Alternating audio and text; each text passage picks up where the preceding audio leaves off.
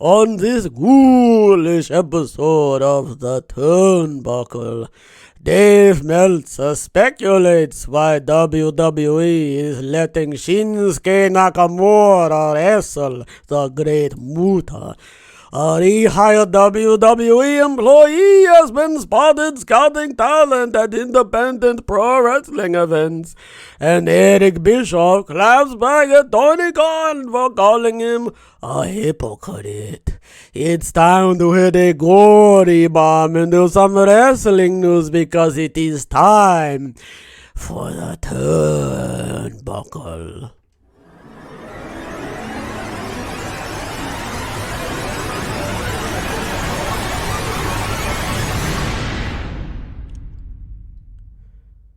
You like the noise? You like the noise I made? Or not the noise, sorry, you like the voice? You like the voice I did? I mean, yeah, whatever. I was literally just about to say, actually, he was a vampire. He came in. I hope the voice is good. Anyway, Dave Meltzer, Wrestling Observer Radio, explain why WWE is letting Shinsuke Nakamura wrestle in the bout. There's two things it could be, Dave says. Number one, WWE with the new regime is allowing guys to do, it will never be a lot of guys, but maybe guys to request, hey, maybe let me do something special outside the States with another company. Or, just something really special. And they said, okay, do it. Also, that Muta, because such a legend and it's his final matches, and it's like, hey, I can do one of his last matches. And everyone who comes from Triple H's generation, Muta was a legend. And he was a big star before, a legend in Japan, and I think maybe it's just kind of something that's real special and they'll let him do it. It's still a surprise. It is still a surprise. Now, I saw this on Twitter. Now, I'm going to be real with everybody. I really don't it's not that I don't care. It's one of those things where it's like, yeah, that makes sense that it's happening. Because the biggest excuse I can give is the Triple H regime. That's the only thing I can give, is the fact that Triple H is there. And he's like, well, there's no point in doing that thing where none of the wrestlers get to wrestle on certain events and stuff like that. I think at the end of the day, in Triple H's eyes, I think that this is the best thing right now. This is just all around. This is a good idea.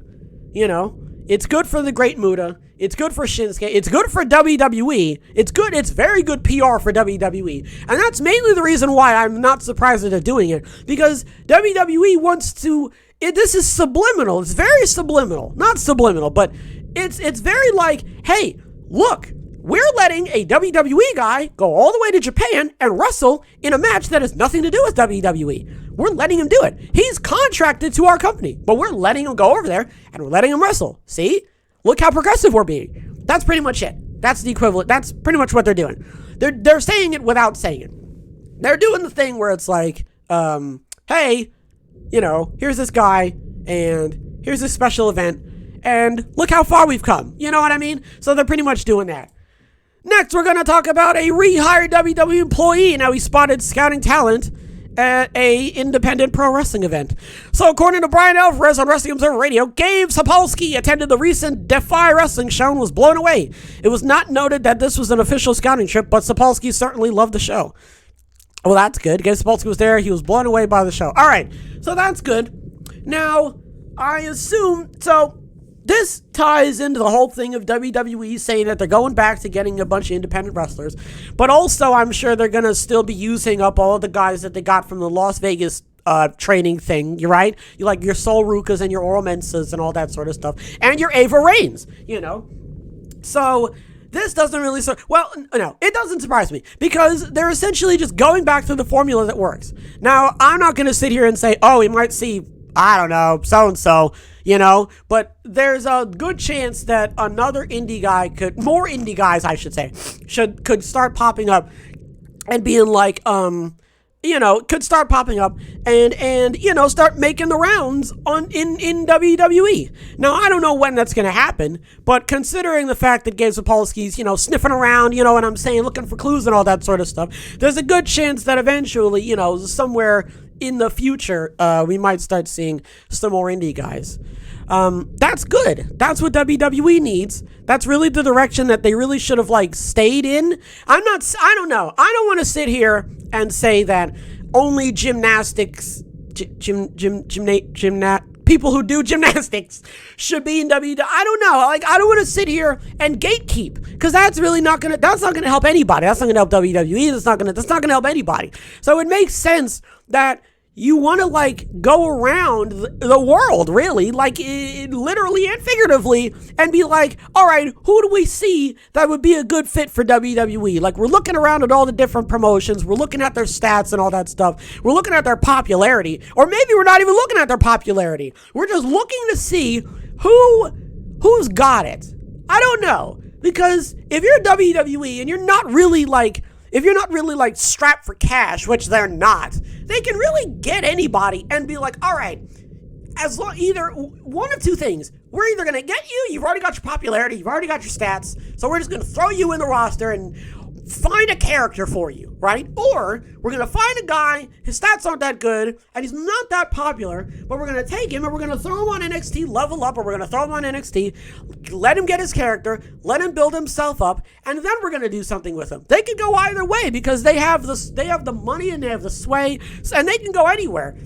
They can go, like the guys like Sapolsky, they could go to the indie shows, they could go to, like, the big promotions. So I feel like at the end of the day, right, I feel as though the WWE they're all right. I don't think that they have too much to worry about. Sorry, I was itching my leg. I don't think that they have too much to worry about, in the sense of, really just trying to, like, find, like, decent talent, or trying to find, like, a specifically good fitting talent, I guess, I mean, really, at the end of the day, we just have to wait and see who they're going to scoop up.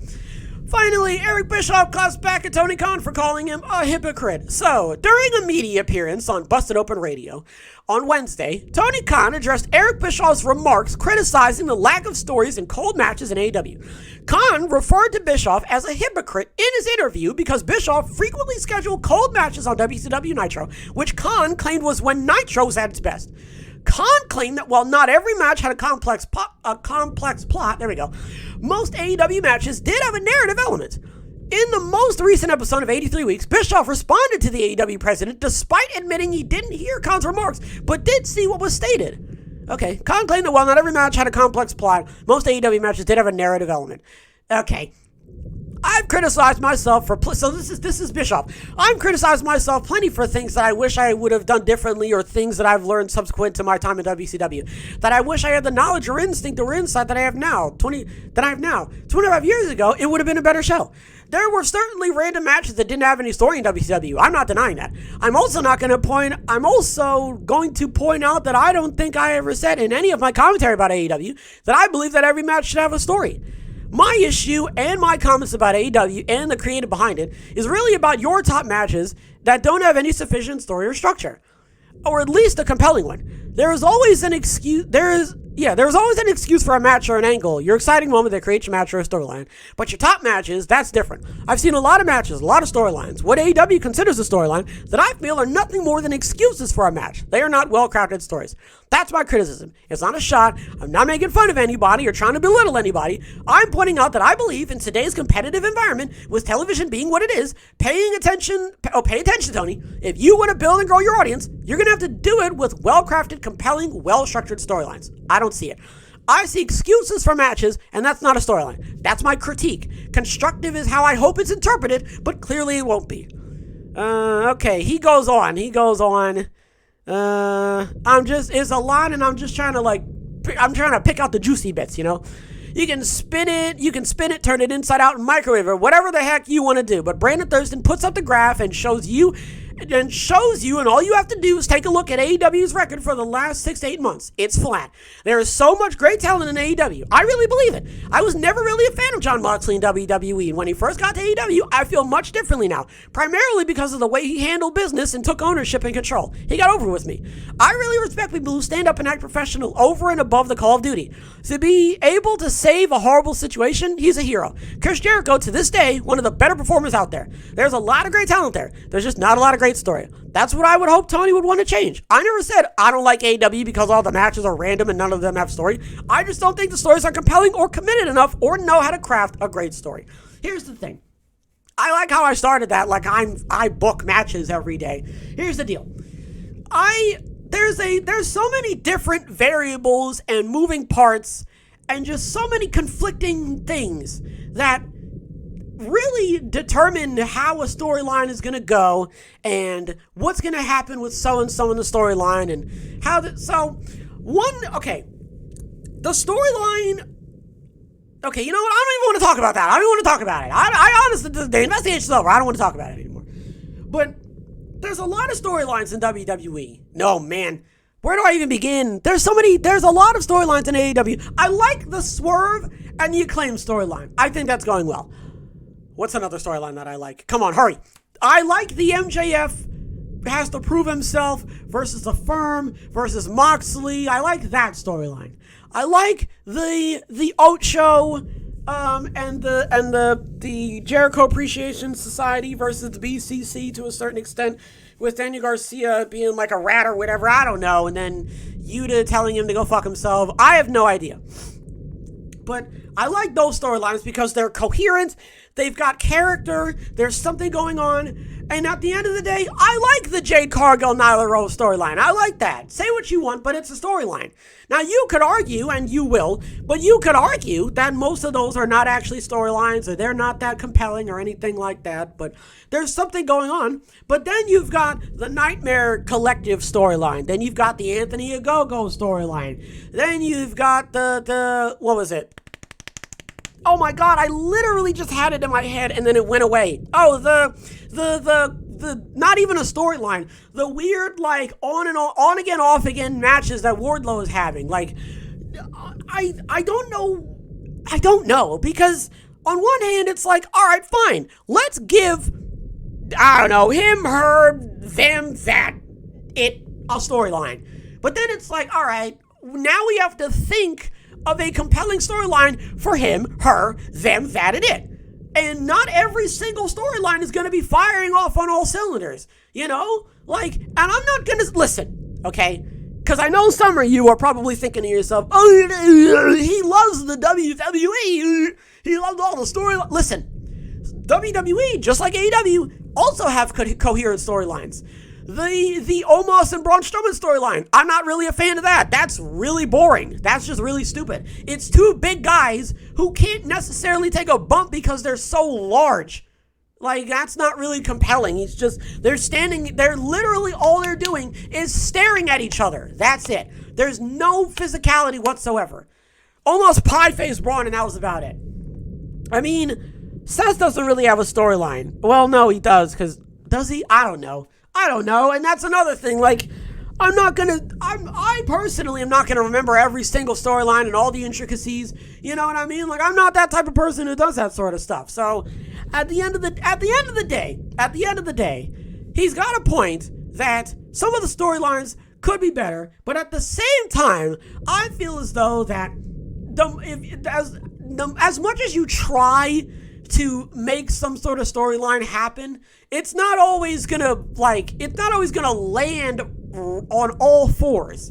It's not always gonna land on all. You're going to have, like, but I don't think that's his critique. I think his critique is that the storylines, I don't know, just aren't compelling enough. But then that's down to, like, it's down to opinion. And then he was like, oh, the ratings are flat. It's like, yeah, but WWE's ratings are flat too. So you can't sit here and say, oh, AEW's doing bad. It's like, that's just how it goes. Not everybody is going to have a compelling storyline, or not every promotion is going to be, like, straight at the top or, like, all the way at the bottom. You're going to have lulls. You're going to have, like, peaks and valleys. It's going to happen. So at the end of the day, man, is Tony Khan doing his best? I'm sure he is. Could he be doing better? Obviously. Is he doing absolutely terrible? No, he's not. And I don't think that's what Eric Bischoff is saying. I think what Eric is just trying to say is that I don't think that it's fair to call me a hypocrite when you are pretty much doing the exact same thing.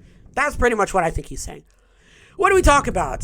Shinsuke Nakamura. Okay, so Meltzer is assuming that Shinsuke is fighting the Great Muta because it's a special occasion and WWE has a new regime. That pretty much lines up with what I said, to be honest with you. Dave Sapolsky was scouting talent at the Defy Wrestling event. That makes sense because that's what they said they were going to start doing again. So I'm curious to see who they're going to pick up. And Eric Bischoff cuts back at Tony Khan for calling him a hypocrite. Again, Tony, I don't think Eric was trying to come up out of the woodwork and be like, oh, Tony, you suck at making AEW and I was better than you. I think Eric is just saying, like, I was doing the same thing. You're pretty much doing what I was doing to a certain extent. And some of the storylines that you claim are, like, compelling and all that are pretty much your run-of-the-mill, or, like, there's no storyline at all or something like that. You know what I mean? So, at the end of the day, there's really no right and wrong. It's literally just Eric Bischoff's opinion. Like, that's pretty much it. Like, there's no, like, factoid or anything like that. So, boys, on that note, that's going to do it for this episode. I want to give a shout out to everybody who stopped by. Hopefully everybody has a wonderful tonight and a wonderful tomorrow. And as always, big hugs. Big hugs all around.